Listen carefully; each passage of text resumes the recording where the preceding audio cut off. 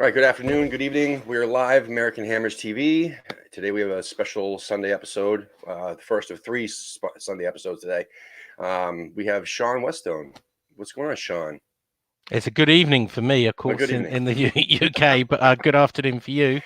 Yeah, Yeah, I'm just trying to get over our latest defeat.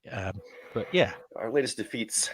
Yeah, still not over the other ones either. I'm looking forward to a long international break without any West Ham football, of course. No, but the problem is every time we lose before an international break, it's 2 weeks of negativity, man, all over the papers, all over the internet, on the podcasts, on Yeah. the YouTube shows. It's horrible until we can try to right the ship or hope the ship gets right, but it doesn't usually Until we work can like that. beat Spurs Yeah, I know. and on the 23rd of November, because they're having a pretty torrid time as well, let's be honest. They are, but do you think that a win like that would make everybody forget? It would be a start. I think it would boost everyone's morale if we beat Spurs, and then if we went on to do the double and beat Chelsea, I think people would start to believe again. See, they're Yeah. me, an optimist. No, that's true. That's true. Well, Sean, how we usually start this in all of our interviews really is we get a little bit of background on you. So um, I probably know the answer, and we probably all know the answer, but I got to ask, how did you get into West Ham? How did you become a Hammer? So I was born into a West Ham family.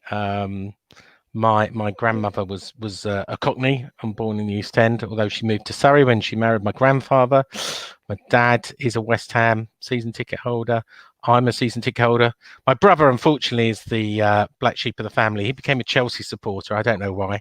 And I persuaded a few of my friends to become West Ham supporters as well, which are the ones that joined me on the podcast. So, yeah, I mean, I get a bit of stick because I'm a Surrey boy, but I've got a bit of pedigree to West Ham, and I was there in the 80s on the South Bank in the terraces, watching when we almost won the Premier League, or it wasn't even the Premier League, obviously. Then it was Division 1. Yeah. And yeah, it was a natural progression when seats came and had a season ticket. I don't know how long I've had a season ticket, but a long time. Certainly over 15 years.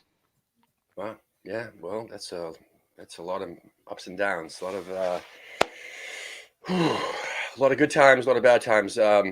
I tell people too that I started halfway through the 2010-2011 season, so I got the worst of it, I guess. That whole the Avram Grant season and watching them try to get out of it, which didn't really work. And but that championship season, man, I think we'll touch into it a little bit, but. I enjoyed that, by the way. I enjoyed it. I loved it. That was my first full season. Yeah, we went to grounds that we'd never been before, and away season tickets were cheap. Away tickets were cheaper. You could get away tickets, and we had a lot of good fun, and we won a lot of games. That's the thing. and we got to go to. I was going to say Wembley, but of course we got to go mostly to Cardiff. Yeah. Rather than Wembley, although obviously we went to Wembley on the last one. But that was exciting. It was. It was a very exciting. Not that I want to go back there. No, sure. no, the pain of going through relegation is not a good one. If we did, though, I mean, it would reshape things again. I mean, that's we would have the biggest. We'd have the biggest stadium in the championship without a doubt. Yeah, that's true. Yeah, I don't know. I don't wish that on us, obviously, but when it did happen to us last, it definitely shook things up. Things got changed. It felt like we were rebuilding something here. I mean, it felt like a whole new West Ham, really. And unfortunately, I mean, under Allardyce for a few seasons, we thought we were moving forward. It just felt the same old, and finishing, similarly on the table.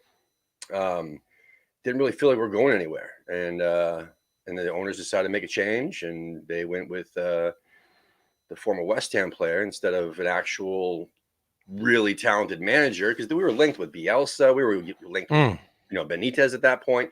I don't know. I think we might have made the wrong decision. I think anybody could have had that wonder year at 15, 16, but anyway. Going forward, we started to take a dive, man. But at the same time, if you look back to when we came back into the Premier League, if you look at all the where we ended up on the table, it's really not much different every single season. I mean, we haven't really, even though some of these seasons feel like worse than others or feel better than others, the position, it really isn't that much different. I think it goes from like 13th to as high as 10th. It's Yeah. I mean, the money that's coming in the Premier League now with the Sky and BT money means that everybody gets roughly the same amount of money. The ticket money means less, as we can see from moving to London Stadium, and therefore everyone gets 100 million quid. And you can see, look at Sheffield United, what they've spent. Look at Aston Villa, owned by a billionaire. Look at what they've spent. Look at Leicester City, dare I say it, under Brendan Rodgers. Look at Wolves, doing well again. We might have ambitions for the next level and be in the top 6, but guess what? So does everybody else who's got a billionaire or an owner with a few quid. And we've seen it today. We're in 16th. I think we're 5 points off of 19th, but we're also 4 points off of 5th. I mean, how crazy is that? It's one or two games can put you in upper part of the Premier League of the table or the bottom half, and be in relegation zone. Well, what's frustrating most people is that these last few matches were what we were supposed to pick up the points in. I mean, we're looking ahead, it's brutal. You got Chelsea, Tottenham, like you were mentioning earlier. But we Wolves. also have, Wolves, Leicester, before the end of the year. Yeah. I mean, and then we have Leicester again at the beginning of January. I mean, sorry, the end of January. So it doesn't look good. I mean, we were supposed to get the points, you would assume, from the Burnley, from the Sheffield, even from Villa. I mean, I go back as far as that, really. That was a draw that I think, we probably could have or should have won, Yeah, without doubt, there's something going wrong. And I try to write about it because my problem is now social media seems to call for someone's head. It's a blame game, as I called it. Get rid of the manager straight away. Get rid of the players. This player, Haller or Allaire, as I think he's called, or Fornals is not good enough. Let's get rid of him. Roberto's no good. The backroom staff are no good. The director of football's no good. Let's get rid of the owners. The owners need to sell up. They didn't give enough money over the summer. Well, if we did that, and one of the best managers of all time at West Ham is John Lyall. Have a look at John Lyall's. You won't know this because it goes back a bit before your time, but John Lyall was relegated with West Ham. He had longer periods without winning than Pellegrini at the moment. Did they throw him out? No, they didn't. They stuck with the manager, and I think in this current modern world with social media, we want instant gratification. If we don't, we stamp our feet and say, get rid of the manager, get rid of the owners, get rid of the players. When in fact, we should probably just be a little bit more patient and just say, right, okay, let's get off their backs a bit and let them sort it out. Because I believe, and I blogged about this last night, it's more about confidence. I can't put my finger quite on it, but Pellegrini didn't become a bad manager overnight.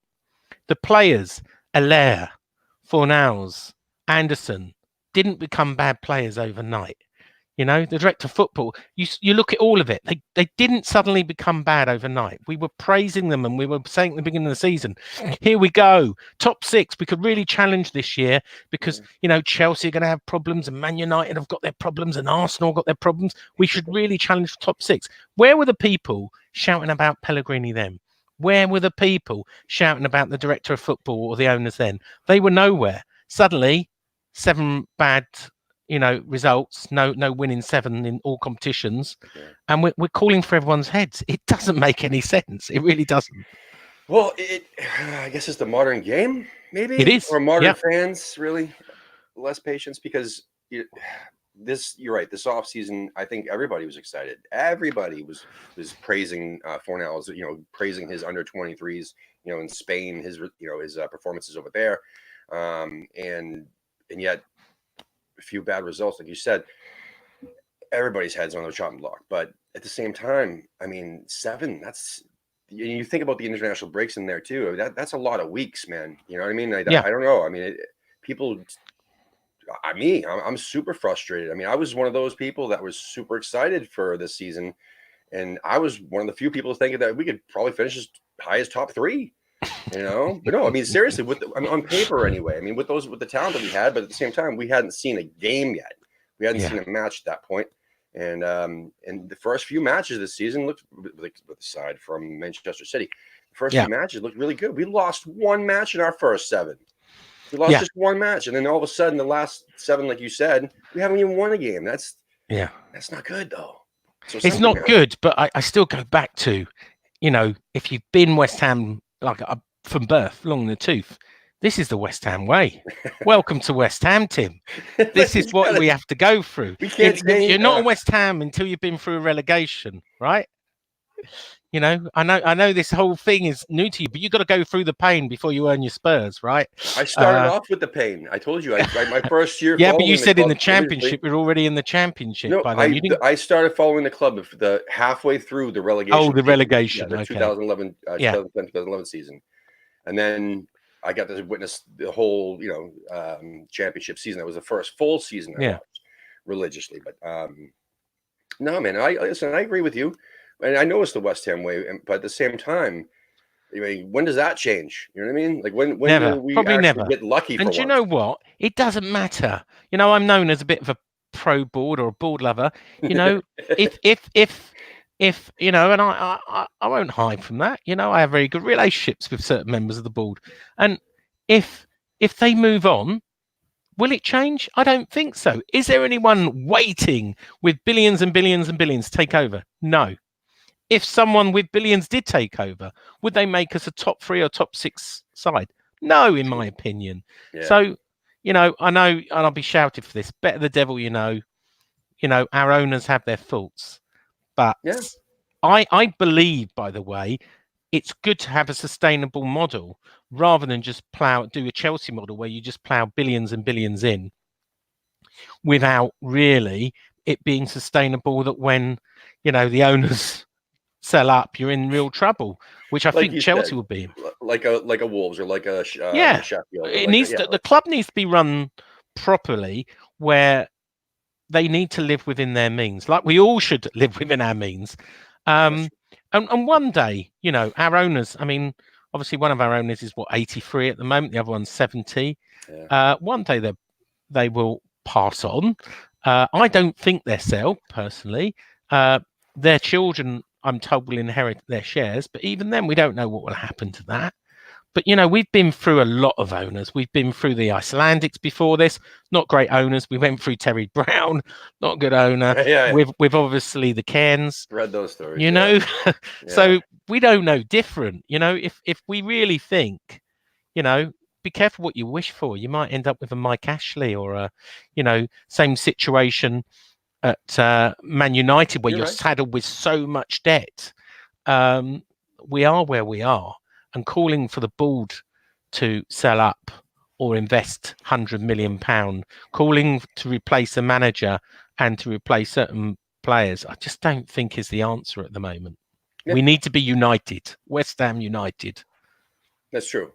But is the modern game, it also trickles into the social media, and like you were saying, the biggest problem really is social media. I mean, that's where all this that's where most of the divisiveness comes from, because not everybody uses a cross platform. I mean, some people be just on Twitter, some people just on Facebook, and then they don't get to see everything, and they'll be pro board here, there'll be sack Pellegrini there. It's just all over the place. I think Twitter is probably the most vicious. Yeah, it's where I hang out the most, and you're right, it's the most vicious.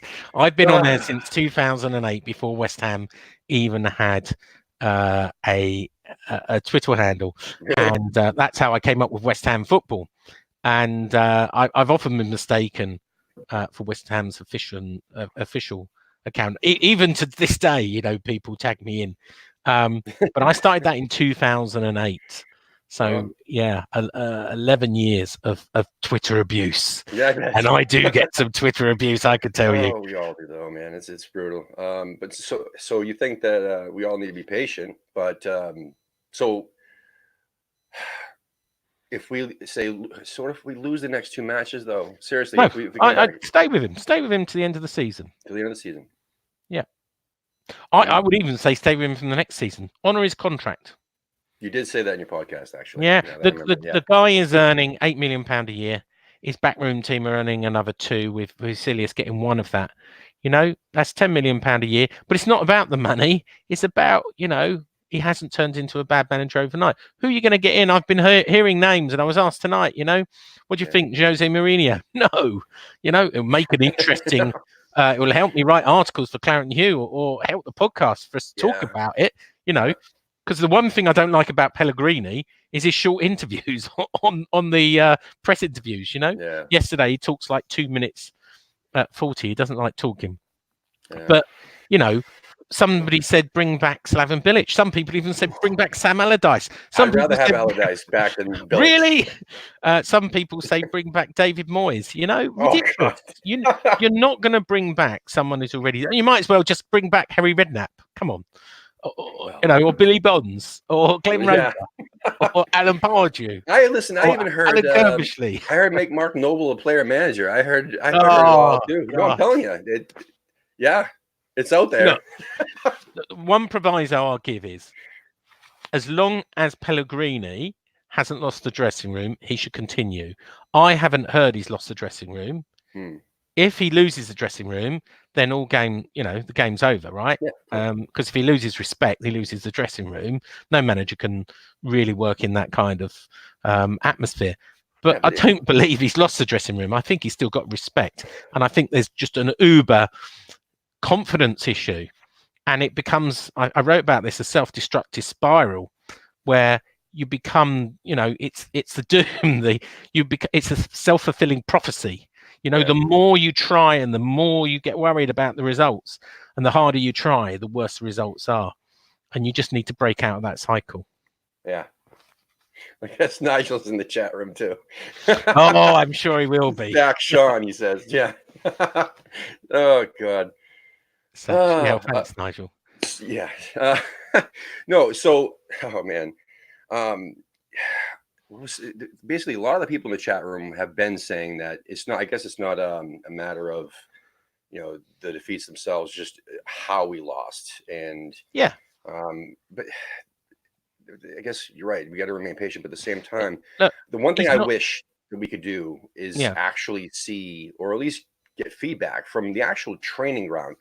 I mean, I would look at, is it just Pellegrini's fault too? Even if the team's not doing well, what about his coaches? What about his coaching staff? What about the trainer? What about these people? Like, what about, why is everyone getting hurt? You know, what, and not just that, like, what is it like on the training pitch? Like, is everybody happy? What's the mood like? Are they actually learning something? Are they doing anything? I mean, what happens on the training pitch?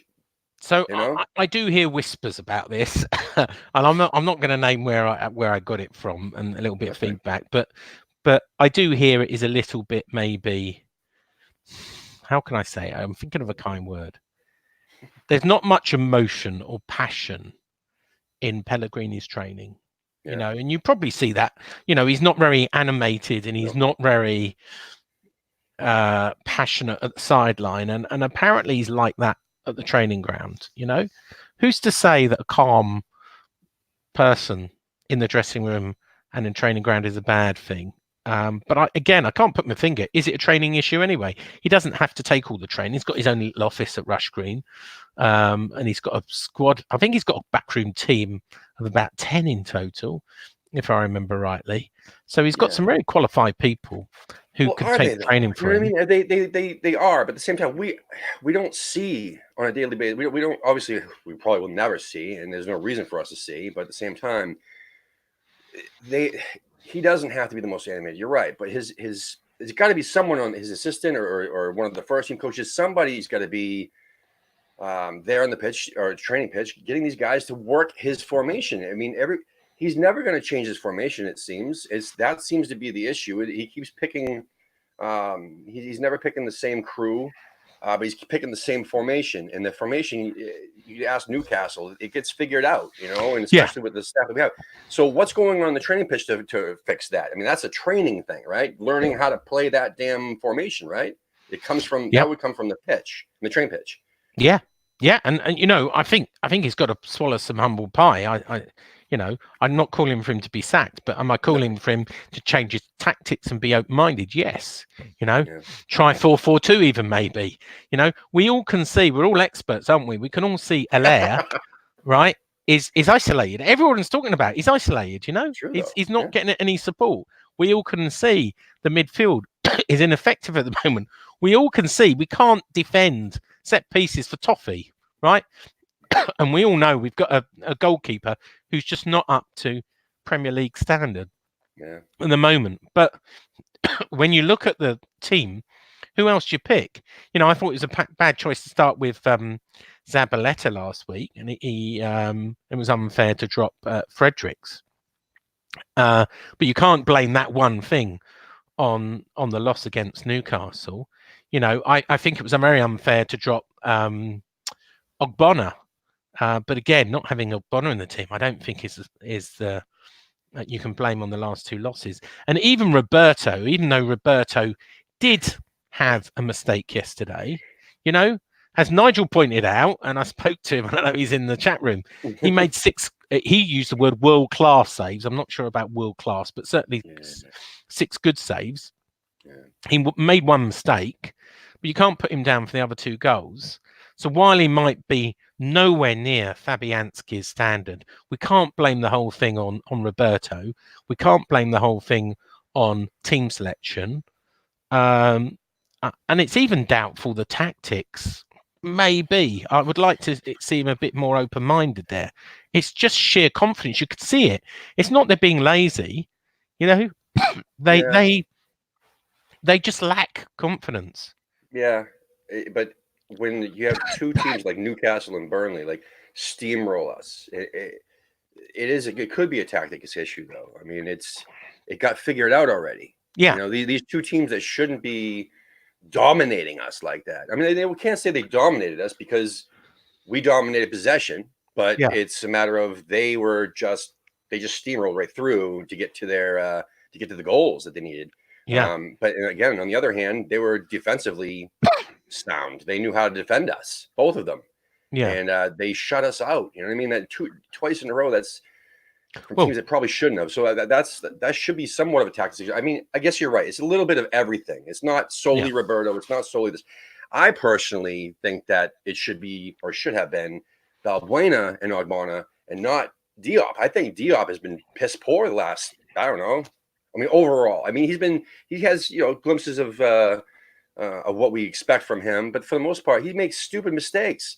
I remember was it Newcastle? I can't remember if it was Newcastle or the match before that, where he headed a ball directly into our box, like a soft little head into the box, and Zabaleta wasn't going to catch up to it, where there was 2 other defenders. No, it was Sheffield. That's right. And Sheffield just, smashed it right through Roberto. And I'm like, that wasn't Roberto's fault. That was, why the fuck was the ball there? Like, why did Diop head that ball directly into our box? Yeah. When you go out, I mean, anyway, it's just stupid, simple mistakes like that. I mean, was there pressure on him? There wasn't any pressure on him. But anyways, just little things like that. And the same thing with Fredericks. Like, Fredericks is, he's been improving dramatically. I used to slag him off all the time because he's the fastest man on this planet, but he loves to pass to the other team or not look where he's passing ever. But he's getting better at that, which is great. But we definitely could have used his speed against Newcastle for sure. Well, you heard what Shelby said, did you? John Joe Shelby said, we practiced all week. I mean, this is as you know, he's born in Romford and he's a West Ham fan. He said, we practiced all week. We know they have a high line. We know their tactics. And we practiced all week to play against West Ham's tactics. And it paid off. That's sad to me. That you know what I mean? Like that's kind of embarrassing. It is, yeah. And like one of our we also have this thing where we ask supporters from all over the world to send us 1 to 3 minute video clips after the match. And one of them brought up the fact that the commentators were making fun of Roberto. Like, they were making fun of our players. You know what I mean? Like, that's sad that we're giving them that opportunity. It's, I don't know, man. It's not a good state of affairs. Yeah, it's not. It's when that happens. You know what I mean? There's the same thing with, like you said, with Shelby, man. That's embarrassing that he actually, or Newcastle actually trained That Yeah. they simply, they knew that we were going to do something. They went in and they just crushed us. That's not good, especially at home. That was what made it worse. But actually, I don't know what's worse: getting beat to Newcastle 3-0, or for all of our traveling fans up to Burnley to witness what they witnessed yesterday. I don't know what's worse. I don't know. I guess losing at home is worse, but I expected to lose against Burnley. The sort of mini bogey team for us, even though they lost 3. I said to someone, I'll speak to you after our defeat, and that was 2 hours before kickoff. I expected to lose against Burnley, and I expected to lose against Newcastle in our current form. So I'm long in the tooth. Yeah, and well, someone's asking if you got a Reid update, because we're talking Reid? about defenders there. Yeah. Well, Reid, as you probably know, Reid is going out on international duty to with the New Zealand squad, and the club are not very happy about it. But there's nothing they can do about it. Yeah. But I have been told he's unlikely to play. The new manager, and I forget his name, wants him there. He's picked a lot of youngsters, and he wants Reid to mentor a lot of the youngsters on the training ground. So I don't think he's going to see any action. I might be wrong, but we've been told he's probably not going to see any action. Look, he's played 60 minutes under 23s. They're not rushing him back.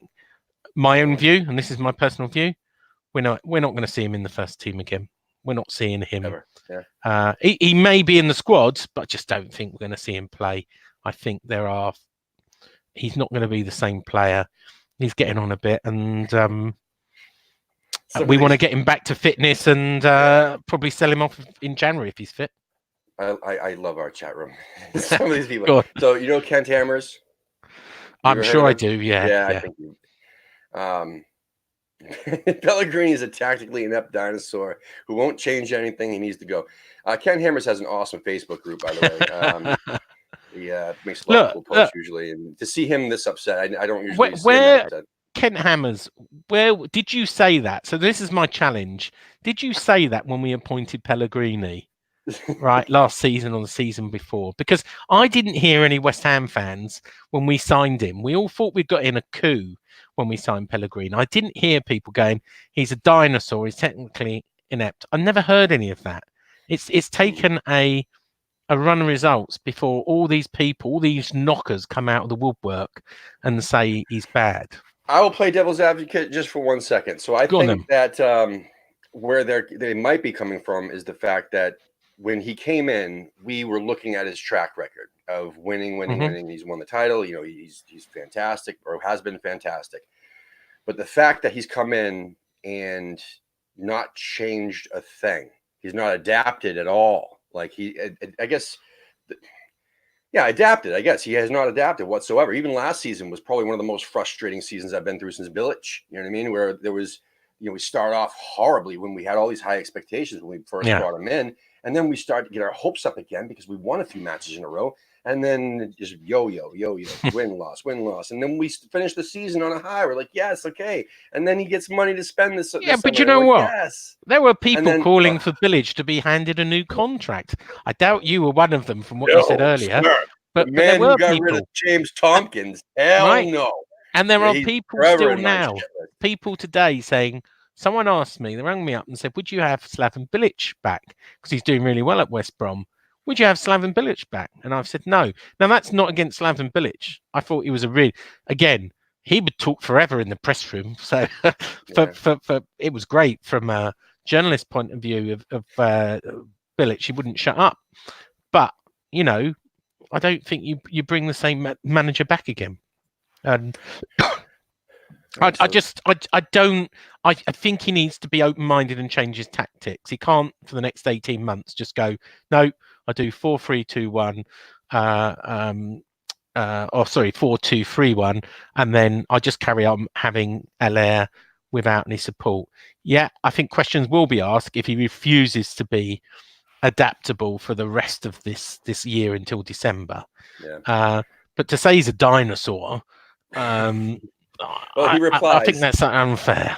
He replies, yes, after 3 games, and if it wasn't for December last year, we would have been in trouble. Yeah. And then he also says, "I've continuously said." All right, fair enough. exactly Fair that. enough. If you've Kent Hammers, if you've been consistent from day one, then I always say fair play. Yeah, he's a good guy. I got to give him that much. I do like him. What is it? I guess the chat room is blowing up today. You brought in some heat today. Good and bad. Everybody's just yapping away. Even Nigel's getting involved. It's awesome. I bring out the worst of people. Thank you everybody for tuning in live into the live chat, and feel free to if you're not watching this live, make sure you tune into one of our future episodes by clicking on the notification bell, the subscribe button, etc., and get informed when we have these special guest interviews, and you can join us in the live chat, which seems to be pretty lively today. This is nice. So yeah, man, let's hop into some hammers polls. I just got to pull up the screen here. I do love a poll. Yeah. All right, so we're gonna go in backwards chronological order. Okay. So who would you like to see back in the team more against Spurs? Would you like to see Masuaku, Wilshire, Ogbonna, or all three? That are the those are your options. Ogbonna. Ogbonna. You know what? I agree with you, man. I really do. And I said that before. I really feel that I don't see how he got dropped. I don't see the reason why he got dropped. Do you know the reason why he got dropped? I think it was just. I think Pellegrini said it was rotation, that he'd been slightly unfair to Balbrena, and that he shouldn't have. It was unfair in Man City. I don't get it, this whole rotation thing. Then why don't you drop Diop? Exactly. Yeah, I wouldn't have dropped him. And Wilshere, sick note. Masuaku can't defend. He's a great going forward, but he can't defend, and we don't need someone who can't defend at the moment. That's true. We don't need another person who can't defend. I think Cresswell can. So before we get into another question, you just triggered something here. In a few of our shows recently, the question, even on Hammers polls, there was a question about particular formation or how could we get the best out of our lair, blah blah blah. It doesn't matter what the question was, but it was basically like if Pellegrini were to change, what should we change to? And a lot of people were saying maybe even a 3-5-2 where we had Masuaku and Fredericks on the wings, wing backs. What do you think about something like that? Yeah, well, he needs support. I mean, it doesn't matter how you give support. You might try, you could try a 3-5-2 or a 4-4-2. Just for Masuaku's sake, I'm saying that's the reason why. Yeah, absolutely. I mean, he's a left winger in my view, and not a left back. No. And I really don't think Cresswell put in a bad performance last week. No. I quite like Cresswell. Yeah. That's a shame, though. I mean, So we'll see Ogbonna. The results seem to say all three. That's really. 169 votes. Why would you? What has Wilshere done? £100 a week. What has Wilshere done? I really don't get that. I don't know, but I can't figure out the math of 169 votes. So 8% did say Wilshere. Wow, it's a big poll. So it's maybe a couple people. There's 6 days left on that one, so feel free, everybody, to head on over to Hammers Polls and give your opinion. If you have a Twitter account, they're good friends of the channel. Also, they do have what's this right here? They have merchandise in our shop, which you can buy T-shirts, flags, cell phone cases, the whole 9 yards with their logo on it. It's pretty cool. And also, there's a crap load of American Hammers TV gear there with our logo, and not just our logo, but cool designs that Alex from Mississippi helped us design. So be sure to check that out. My favorite one is the Uncle Sam giving the finger, saying, "Dear Spurs, have a nice day." It's a good design. You can even get that on print, put it on your wall, or Nigel could put it on his shed, or in his shed. That'd be nice. Right. So it looks like someone already answered this for us, but this is questions from Peter Jameson. Peter Jameson 1. Owners to sell up or stay? #board in, #board out. What do you think? Well, I think I've discussed this already, haven't I? There's no one waiting to buy. There is, this fake American consortium that people talk about doesn't exist. I I even heard one of the people said, "Oh yeah, he's this Trip Smith is in bed with Paul Allen, the billionaire, I heard that Microsoft." I a went, couple of years ago, even. "Yeah, Yeah. what the Paul Allen that died a year ago? He's still in bed with him because he died 13 months ago. Really?" So look, a lot of this stuff is made up. No, that's There's true. no one waiting in the wings. The board have often said if the King of Brunei or Saudi Arabia came in with 100 billion, I think they would sell. But no, they don't want to sell. I think I said one of them's 83, the other one's 70. They want to hand their shares down to their kids, and they've got no ambition to sell up. And I don't think there's anyone waiting in the wings to buy West Ham. And even if they did, would it be any better? In my view, no. But then I'm biased. But would it be better to have someone else come in or to hand the shares down to Jack and his brother?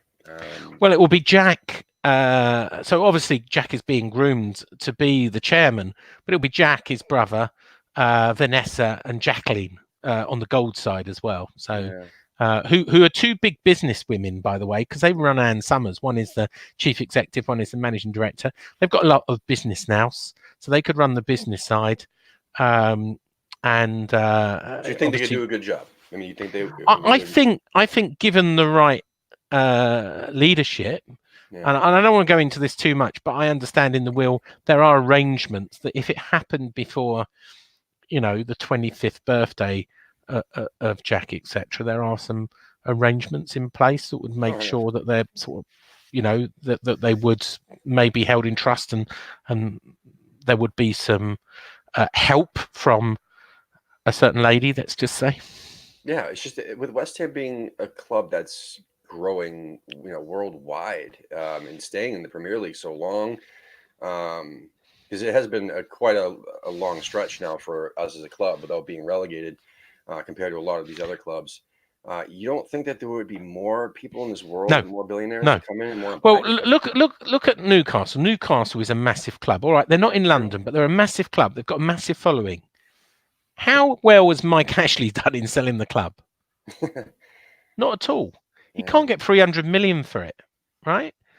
I think it's folly to suggest there are billionaires waiting to snap up Premier League clubs. They don't make profit, by the way. The only reason you want to buy a Premier League club is for ego. You can't say that ego and advertisement for your own business. Sheikh, whatever his name is for Man City, ever looks to make a profit, right? It's not a good business transaction. Who does make money out of this? Maybe as an asset to sell later, the club itself, but really, it's not a business thing. It's a play thing, which is actually what Abramovich bought it for. Yeah. Although he's got bored of his plaything now, and he doesn't come in anymore, does he? No, not at all. So that's why I say stay, unsurprisingly. No, that's fine. So that was up. That poll has been up for 5 hours now. Only 147 votes, and 79% says sell up. Yeah, well, that's Twitter for you. That is Twitter for you, man. And and there's something more about it. It's only 147. I think if you did that poll a bit more widely, I'm not sure it would be so much against the board. Well, God, I can see two questions down. But anyway, so where do you stand? Pellegrini out, Pellegrini in. I think we already know you. Pellegrini in. Yeah, that's right. So we'll skip right to the next one. This is a good one. Would you have Pardue back? No, because the player's wife. No, I can't say that. No, just plain no. Okay, no. I don't want to get into anything. You into libel or me to libel, either side of the pond. So let's just say. Even blink at that. Yeah, no, thank you. No. Yeah, he struggled. He's struggled, man. Everywhere he's been, like really recently since Newcastle. Where is he? I don't know where he is now, but he's struggled since. I mean, I prefer to have Harry Redknapp, King of the Jungle, back. You know what though? Harry Redknapp was a really. I mean, I thought he did. I mean, I don't know. I mean, everybody seems to have fond memories of his actual. I mean, the results that he had on the pitch. When he was with West Ham. Not since, not at other places, not how he buried Portsmouth and all these other clubs. Just don't let him near the money or the transfers. That's there you go. Yeah. All right, or a so computer. with no wins in 7, and now Yeah. Tottenham and Chelsea on the horizon, how many points will the Hammers pick up over the next 2 games? I think I 6. think I heard you. Yeah, I heard you 6. discuss this on the I have this podcast. funny, weird feeling. I'm not saying we beat anyone else, that we're going to beat Spurs and Chelsea back to back after 7 losses. Because I just feel, and it's the West Ham way, we raise our game for the big games. Yeah, of And course. Spurs and Chelsea will be big games. So I'm going to say 6. I bet would like to not many see, people chose 6. And didn't we say what was it? Antonio should be back for that one. Antonio should be back, yeah, which Oh, I think yeah. will make a big difference. He's got the pace, hasn't he? Whoa, this is Yeah. bizarre, man. Usually, I don't know. No, Usually when most there's these people are polls, people usually go pessimistic. for the highest. No. Pessimistic. Everyone thinks we Wow. get 0 at the moment. They've got no confidence. 79%. Well, it's only 190 votes, but this has been up for Yeah. 10 hours. Wow. That's sad, man. I don't know. All right. We'll do one more and then we'll get into some other stuff. So 45 minutes against Newcastle, 30 minutes against Burnley. Has Yeti done enough yet to prove that he deserves a start against Spurs? Yes or no? No. No.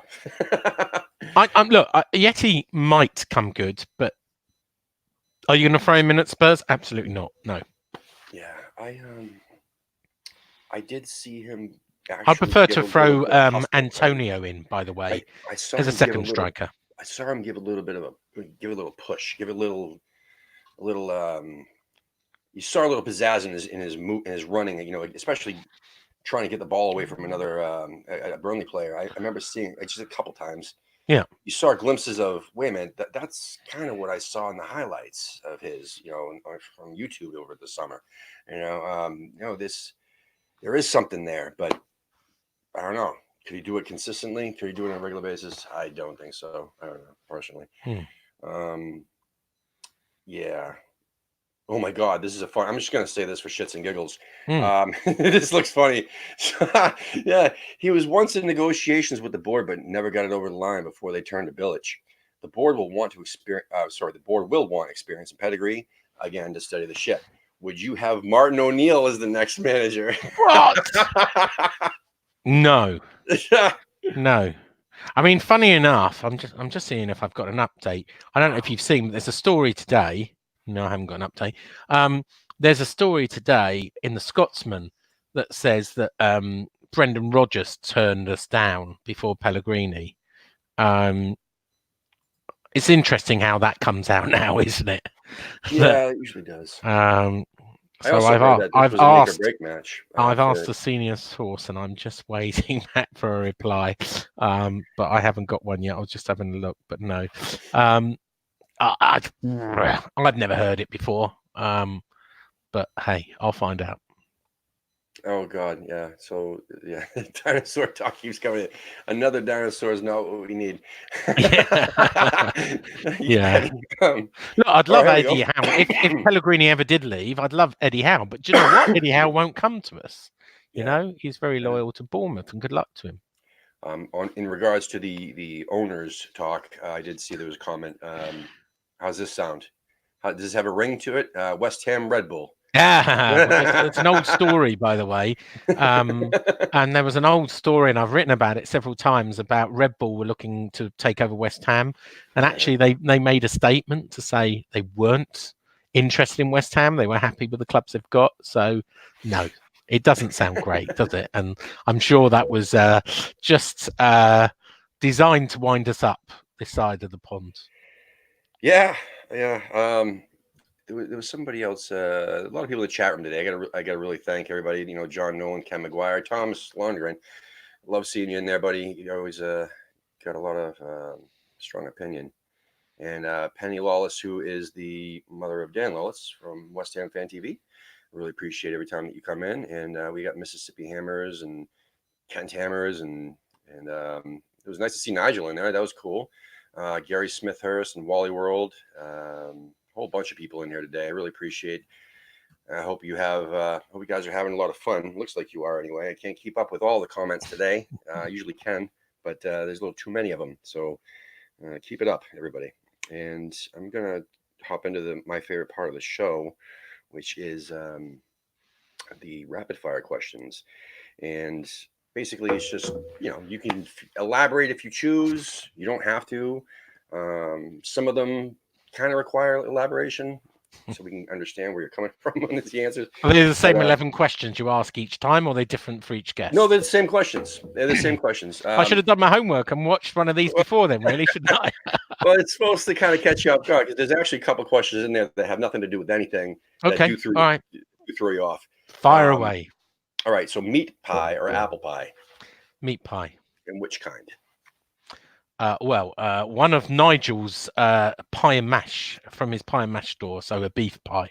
Ooh, that sounds good. Who's your favorite current West Ham player? Declan Rice. That's mine too. Yep, that's my answer too. That's a good one. He probably comes up the most. That or Noble. I mean, there's a lot of A lot of people love Noble. So, who frustrates you the most in the current West Ham squad? In the squad, Carlos Sanchez. I can't say first team. Well, he's been on the bench warming it nice lately. I love when they kept going and panning over to Dave Martin on the bench.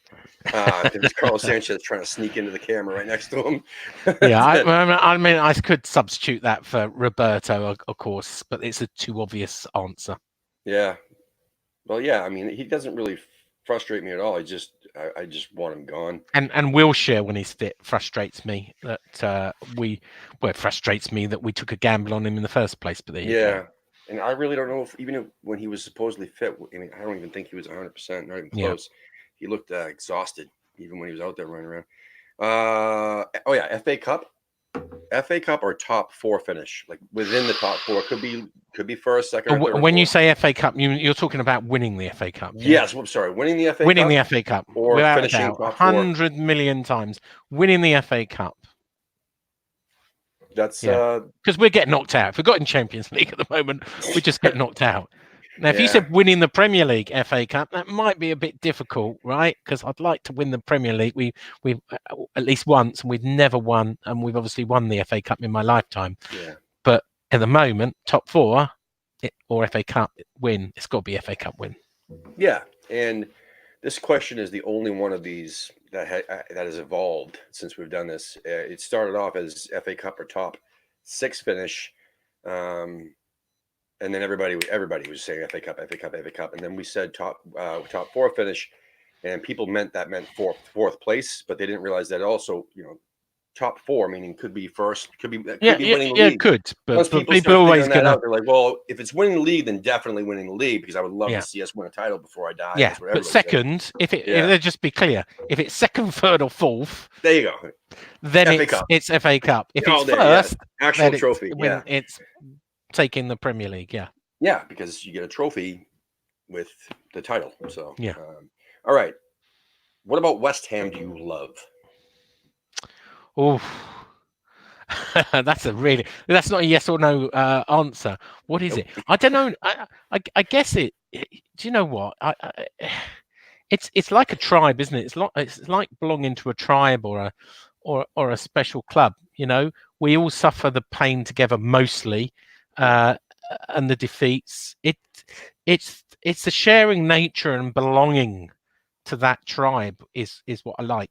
You can't put it around the owners or the stadium or the players, because they all come and go. Stadiums come and go, players come and go, owners come and go, fans come and go. So it's the identity, belonging to West Ham is probably what I love most about it. Yep. The most common answer is one way, shape, or form: the community, the fans themselves, or just the fact that you can not even be from London, or you can be anywhere in England or anywhere in the world, really, and meet up at your local pub. Well, not if you're Nigel, because Nigel, we're all out of towners. You're an out of towner. I'm out of towner. I'm in Surrey, which unless you're born in East London, Canning Town or Barking, you're all an out of towners, right? At the end of the day, to Nigel. So I know. I'm dying. I would love to get him on the show sometime. Well, I'm sure that can be arranged, and I'll go in the chat. I just want to get you first. Because, oh man, he's gonna probably rip into me. I know. All right. So, what about West Ham do you hate? Oh, what do I hate? Where'd you start? The inconsistency. what I hate is West Ham build you up and then knock you down. That's what I hate most about West Ham. Throughout my life, you start to believe and they get you to believe in the cruelest way and then knock you down. And the biggest example I can give to that is 2006 in the FA Cup final when I was there against Liverpool, and we were seconds from winning it. And we walked in not expecting to win the FA Cup. We were the underdogs. We didn't think we'd win. We got level. All Scaloni had to do was kick the ball out and we would have won it. And I see it in slow motion now. I received a text from someone at work saying, "You've just won the FA Cup." And as that happened, I saw the ball come in from Gerrard and equalise. Yeah. And I knew then, before we got to penalties, we'd lost. And that's what I mean about West Ham will build you up and make you believe and knock you down in the cruelest way it can think. And that's what really frustrates the hell out of me. But thus was ever so. That's generally the one way, again, not precisely worded, but that's usually the same answer that everybody gives. It's just inconsistency. Or someone would say losing the matches against the teams you're supposed to beat, but always beating the big teams. That gets frustrating after a while. I mean, that's right. A lot of people hate. Inconsistency usually the one that comes up the most. So what's your what sound makes you happy? What sound makes me happy? Let's keep it West Ham related. I still love listening to that theme tune of I'm Forever Blowing Bubbles at the start. It makes me feel there's a comfort feel to it.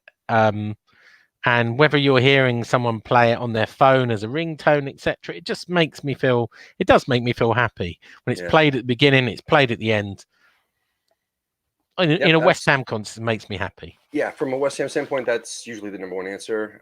That or the moment the ball goes in the back of the net on a West Ham goal, an instant roar from the crowd. That's usually. And they look for VIR now and go, "Hey, what?" Oh yeah, that's killed. Yeah, well, I'm pretty sure Nigel will have a lot to talk about that too. We'll get him on.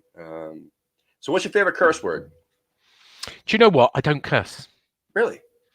If you've listened to the podcast, I don't often swear. And in fact, I don't swear in my office. I don't swear to my children. It's a bit of a thing with me. I don't like swearing. I don't curse at all. And when I say it, my kids say to me, it just doesn't sound natural. Yeah. And if I was to use the F word, my kids would go, "What? What? Did you just swear?" They've just never heard me swear. And I don't allow it in my workplace as well. I just it's that's good. Hey man, good on you, man. That's a first. That's an absolute first on the show. We've had a lot of comments, on our swearing, and we've tried to tone it down overall. But West Ham brings it out of me, man. Yeah, being American, I mean, I used to go on a podcast for the Premier League. Often they wouldn't have any swearing at all. They'd have to bleep it all out. Yeah, because you're not allowed. It's quite difficult still to get swearing on TV out in the US, isn't it? Or is that now?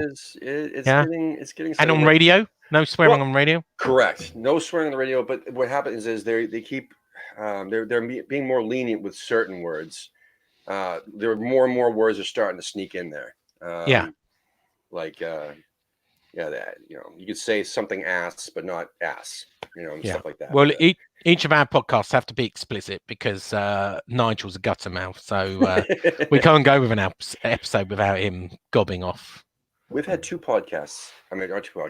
Two shows, episodes where I interviewed somebody that between me and them, I don't know if we got any English in there.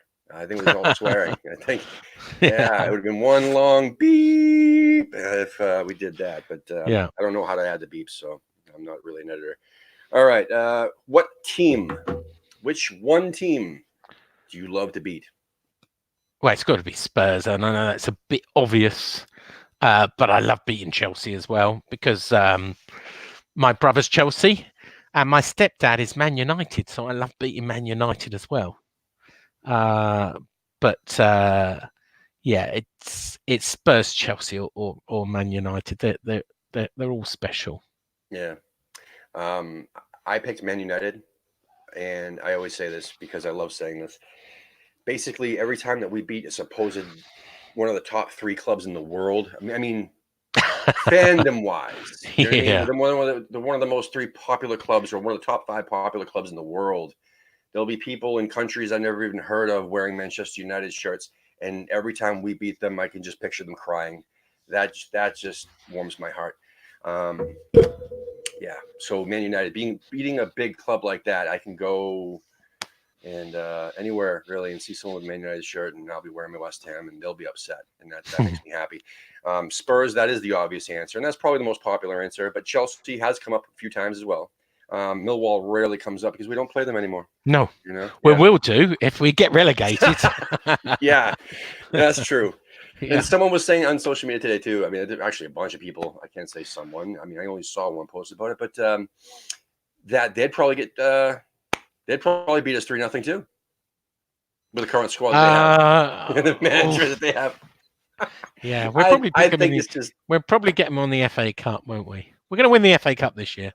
You wait and Let's see. do it. We got the kits for it. We got the feeling. We got the vibe. I mean, I thought that's what this was all about. I thought we were going to win the FA Cup this year for sure. Yeah. I mean, Noble needs one before he retires, or else we won't be able to build a stand after him or a statue. So yeah, 40 years since we won the FA Cup. I can't believe actually the club is celebrating that next year. We're celebrating 40 years since we won the FA Cup. Believe it or not.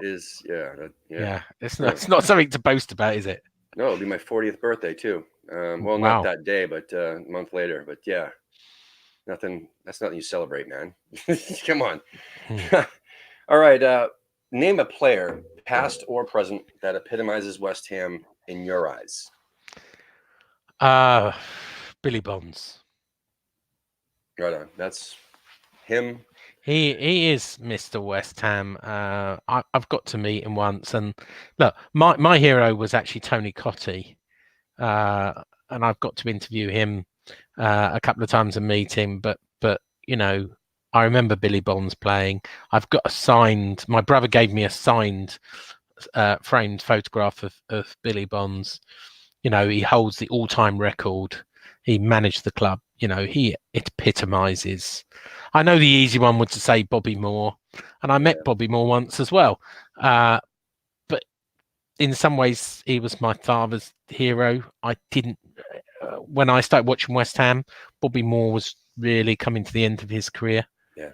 I mean, I probably got this wrong, and Nigel will correct me. But if I remember rightly, Billy Bonds played for 23 years, a playing career for 23 years for West Ham. Yeah.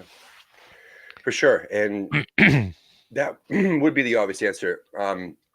We've had guests on, and we've done a lot of interviews. We've mostly done interviews in all walks of life, all over the world. And I guess it comes down to when we ask, like, it's, to you who epitomizes, I guess it's your era, from you watching the club, what you believe the club is, and who represents that the most. We get a lot of new fans, obviously. So they usually say Noble. You know what I mean? That's usually an automatic Mark Noble. We've also had quite a few that started watching in the mid late 80s, early 90s. We would hear Julian Dix. We've also heard people who've started watching in the mid to late 90s and early 2000s and say Paulo Di Canio. Yeah, his work ethic and the way they played the game. We've also heard Trevor Brooking a lot. Really, Trevor Brooking has come up a lot. And Christian Daly at all? No, but that's my favorite song. My favorite West Ham song. Oh, I love it. So last question is my favorite question. That's why it's last. If you could take a time machine back to experience anything to do with West Ham, when and where would you go? Oh, it's got to be the 60s, isn't it? It's I was there in the 80s, so what I didn't see, I would have liked to see, and I'm sure this is the most obvious answer. I was born in 1968. Okay, so I missed the World Cup when West Ham won the World Cup. I would have been around. I would like to have seen the 3 players play in the World Cup final at Wembley. I'd have liked to see West Ham play, around those sort of 66, 67. even as early as 64 when we won the FA Cup. Just before I was born. So if there's one area, I probably would be 66. Yeah, that's come up twice out of over 100 times we've asked this. We've heard the White Horse final, which I couldn't do. I'd have a panic attack. 1923. Really? Yeah, I'd have a panic attack with that many people. Oh man. No. Anyway, we've heard that a couple times as well, but no, it's weird that because it does have something to do with West Ham. We've only heard that twice. But no, that's where I really love to go. I mean, personally, I'd also like to go into the 80 Cup final just because that's the year I was born. You know what I mean? That has a connection with me. You know what I mean? Yeah. And that's the last time that we won an FA Cup. But I mean, we've heard someone say they would go to the Intertoto Cup or the Champions Cup Winners Cup. Well, they're all in my lifetime. Something. We've heard, the cup where it was West Ham versus Fulham with Bobby Moore. And 74, yeah, 74. I mean, we've heard that. We've heard it all, but Was a lot 75? of the newer fans usually say automatically the last game at the Boleyn because a lot of the newer fans we interview aren't from the UK. That just sounds like yesterday. I mean, I remember it like yesterday. Do you know how I remember that? That day, I remember I was in the Trev Booking Lower where my season ticket was. It was a wet, damp day. The fireworks had to be set off early. You couldn't hear what was going. Typical West Ham. It all went wrong. The last show went wrong. But what really happened was memorable, which you couldn't do in any kind of show, was West Ham beat Man United. Yeah. Through obviously Winston Reid, if I remember rightly. And getting up there early and seeing the massive people around sort of the Boleyn pub at that crossroads where the statue is. That was a memory for me. The show and everything else was a bit of a farce. I know. It's just again, and weirdly, it was not as emotional as I thought it would be. We'd come to terms with leaving. It wasn't that emotional. I thought it would be emotional. I've been far more emotional when we've got into a FA Cup final. We'd won at Villa Park when we won to get in the FA Cup final against Liverpool. That was truly emotional. For some reason, I didn't find the last game at the Boleyn as emotional as I thought it would be. And it was a little bit of a letdown. Apart from the result, the actual game, the whole experience was a little bit over produced and a little bit overstaged that it left a little bit of a sour taste. Well, again, usually the people that answer that are usually Americans who weren't able to get tickets and stuff like that. Someone did say it was actually the 75 FA Cup final. Yeah, I did sort of correct myself and say 75 afterwards.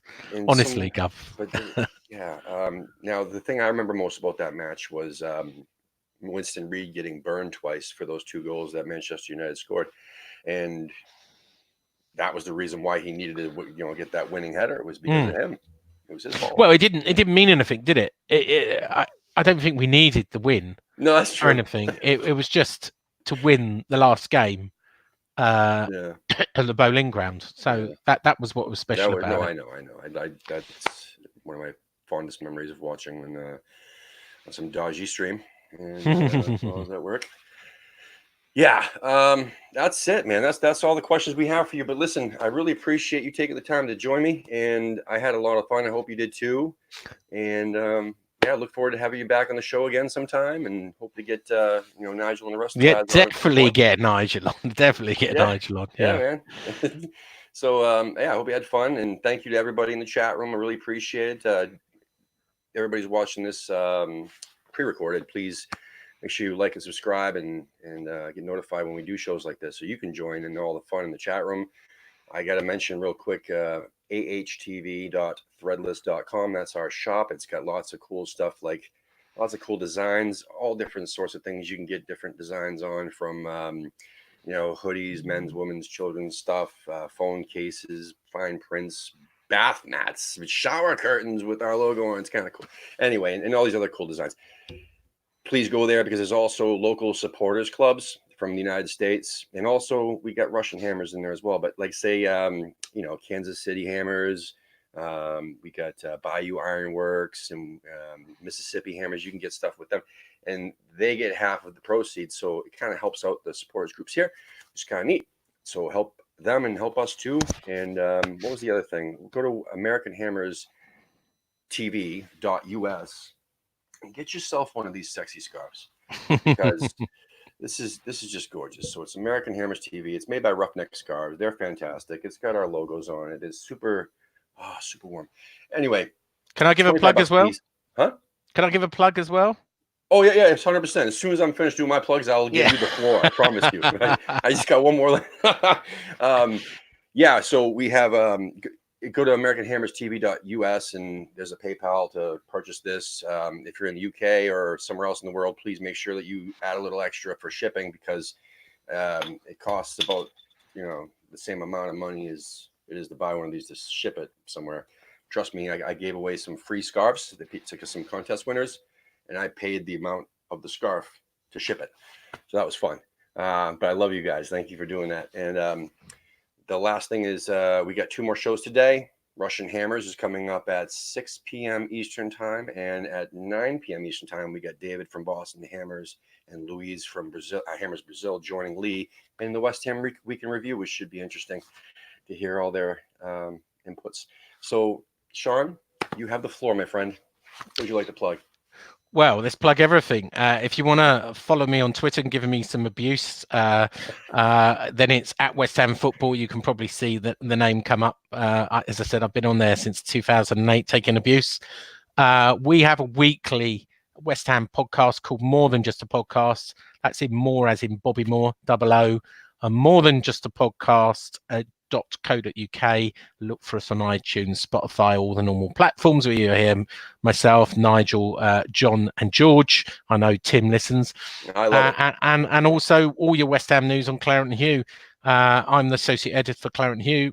Right, we produce up to 20 stories a day. It's the only place to get West Ham news.